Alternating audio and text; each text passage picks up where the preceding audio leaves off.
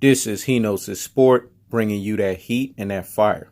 All right, I want to talk about this delusional nonsense that, again, this is part 5 of the anthology series of Stop It. LeBron James is not the GOAT. Here's my take on it. How did this guy all of a sudden come up with some insecure, conjured up nonsense in his brain to think that he's the greatest player of all time? How do you believe in your stuff? How do you believe in your own Kool-Aid and your own nonsense, that you're the greatest player of all time? That makes absolute no sense to me, man. This is the stuff that I'm talking about. This is the stuff that I keep mentioning with this Rudy Poo generation. This new age generation, they just don't get it, man. They like to take shortcuts, and they like to think that things are greater than what they actually seem or than what they actually are. It makes no absolute sense to me. Again, this guy has went to the finals 9 times. He's only won 3. How is a guy like that able to sit there and say that he is the greatest of all time? That makes absolute no sense to me. I've already said it, and I've said it before in a previous video. He is the greatest player of all time. My bad, he is. He's the greatest of all trolls. I'm going to say that again. He's the greatest of all trolls. You really have to have some kind of gall to sit here and say that you're the greatest player of all time.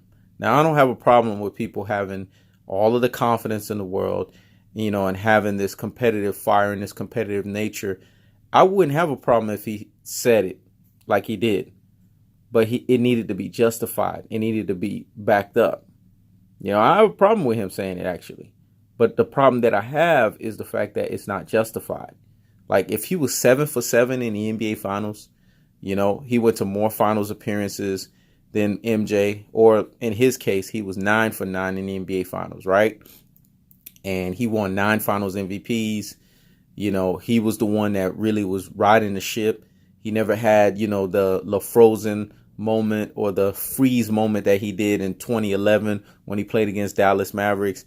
He didn't have that moment where he was blaming Dwayne Wade and Chris Bosh for being injured in 2014 when Kawhi Leonard took the Finals MVP. And he wasn't sitting there blaming the Cleveland Cavaliers, Kyrie Irving and Kevin Love for not, and him not having enough supporting cast when they lost when Kevin Durant arrived, and then losing again, a few more times when Kevin Durant was there, as well as losing that first time around. If he didn't make those excuses or lost in 2007, and see, that's another thing. Everybody want to talk about, well, in 2007, that was his first trip to the finals. Nobody mentions that. No one talks about that one. My thing is this, and I've said this before in previous videos way in the past.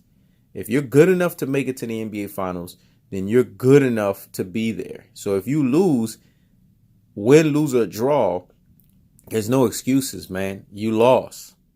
No one wants to talk about those finals.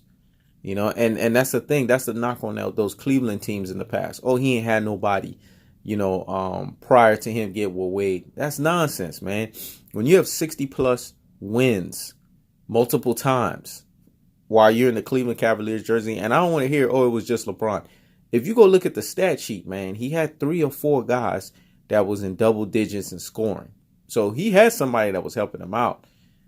Cleveland Cavaliers was the best defensive team, or if not one of the best defensive teams, along with those Dwight Howard, Orlando Magic teams at that time. So how all of a sudden, he was right there, in the thick of things in the East, but when, he lost, oh, he didn't have no supporting cast. That's just nonsense, man. That's heresy at the highest level, and people need to stop this. They need to stop the presses, and they need to pump the brakes. This man is not the greatest player of all time. Everywhere you see, even when he had his playoff losses, in the second rounds against the Boston Celtics, the famous, time in 2010 when he quit before he got with Dwayne Wade. This man has had multiple times where he has quit. The last finals, when it was clear that Kevin Durant had arrived and had taken the best player in the world from him and shot it in his eye the year prior in that 2017 finals, and then came right back in the 2018 finals. He didn't want no parts of that guy. You know, he was like, hey, Rodney Hood, hey, J.R. Smith, go guard Kevin Durant. I don't want to guard him. And see, that's the other thing, too. When you say you're the greatest player of all time or you're the greatest of all time, you not only have to be the best offensive player, but you also have to be the best defensive player. You got to be able to do it on both sides of the basketball. You have to be multifaceted, man. Jordan was a Geppetto. Kobe was a Geppetto. They were able to do it on both sides of the aisle. Them boys were ambidextrous, man. That's what I liked about them. You know, they were assassins. You know, I guess I'm cut from a different cloth, man. You know what I'm saying? Like, I'm just not part of this Rudy Poo nonsensical generation. You know, I understand, you know, like it when you talk about greatest of all time, you talk about guys that are killers, man. Guys that have that killer instinct, guys that have that assassin's mentality. That's what we're talking about. People that'll sit there and do whatever it takes to win. LeBron James doesn't have that. It's not part of his DNA, man. And people need to stop this nonsense about, oh, you can just conjure up or you could just engineer or you could just manufacture clutch. No, it's a gene, man. It's something in your DNA. You got to be born with that thing. It's either you have it or you don't. And that's just no two ways around it. So people need to stop this nonsense about, oh, you know, when you can mature up to clutch. I've heard people in the media say this nonsense. Oh, Dwayne Wade, you know, as LeBron James' psychologist. And that's another thing. Kobe didn't need no damn psychologist. Jordan didn't need no damn psychologist. But anyways, this man was losing so much to the point where Dwayne Wade, and Dwayne Wade doesn't get enough credit for that, had to manufacture this dude and save this guy's career. Dwayne Wade had to talk to him in the summer, in the off season, to bring his morale up and to get him right so that he can graduate up to clutch. That's nonsense. That doesn't happen, man. And see, this is the stuff that I'm talking about. LeBron James stands, LeBron James fans, and LeBron James folks that are sitting here, coming here with this nonsense about, oh, you know, all of these new rules all of a sudden apply to LeBron James. That makes no sense. How does this man have new rules? Like I've said before, Jordan was criticized before winning. Kobe was criticized before winning. Magic was criticized before winning. Larry was criticized before winning. Kareem Abdul-Jabbar was criticized before winning. Bill Russell had issues with the Boston Celtics before they started to win. You know, and the folks that I'm mentioning are the winningest folks in basketball. Tim Duncan had pressure, you know, and had issues before he was winning. Shaq had those issues, but the rules don't apply for LeBron James. This is the stuff that I'm talking about, man.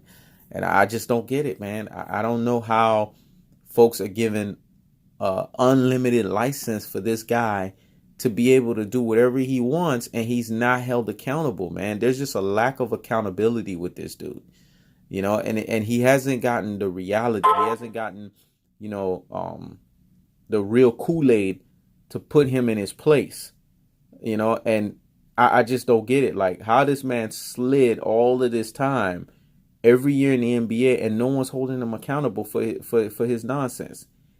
If anything, he just keeps getting elevated over and over again. It's just ridiculous. You know, why are we even having this non-debate on who's the greatest player of all time? I mean, it's settled, man.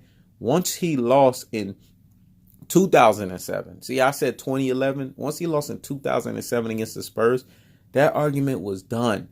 In order for you to stand next to MJ and stand toe-to-toe with him, you can't lose in the NBA Finals. Once you lose in the NBA Finals, you are disqualified. That even goes for Kobe Bryant. That goes for Kevin Durant. That goes for anyone that they try to compare to MJ. Once you lose in the NBA Finals, you are disqualified because this man was 100% in the NBA Finals. And these Rudy Poo NBA fans need to get that through their thick heads. These LBJ writers in the media, they need to get that through their thick heads. The Nick Wrights of the world, the Shannon Sharps of the world, they need to get that through their thick heads and stop spewing this nonsense, man, this venom that they got in the media. You know, it's just ridiculous, man. And I'm sick and tired of this crap. You know, and it's just garbage. And we're sitting here and we're listening to this stuff over and over again. You know, this is why people have problems with the media, because of stupid crap like this. Comment below. Let me know what you guys think. This is He Knows His Sport. Check it out.